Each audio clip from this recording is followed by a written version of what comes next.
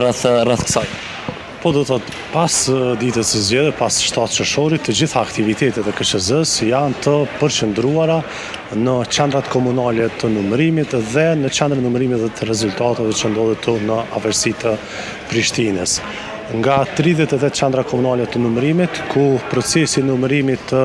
votave të kandidatëve për deputet dhe verifikimi i rezultateve të subjekteve politike nga formularët e plotësuar në vendvotime që ka nisur të hënën paraditje në disa prej tyre dhe në disa të tjera pasditje, deri më tani pra, gjatë ditës së parë është përmbyllur në 5 prej tyre. Ndërkaq deri më tani, po flasim për pasditjen e ditës së shtunë, në përgjithësi 9 qendra komunale të numërimit kanë përmbyllur këto aktivitete. Edhe në 29 të tjera janë duke vazhduar do thot numërimi dhe verifikimi i rezultateve. Ndërkaq këtu ku jemi në qendrën e numërimit dhe të rezultateve, komunat të cilat kanë përfunduar numërimin janë duke dorëzuar materialin zgjedhor, pra kutitë e votimit së bashku me fletë-votimet, ndërkaq në pjesën prabanesh është duke u bërë vlerësimi i pakove të supozuara me fletë-votimet, të cilat kanë ardhur, janë sjellur nga jashtë Kosovës dhe i takojnë votimit përmes postës.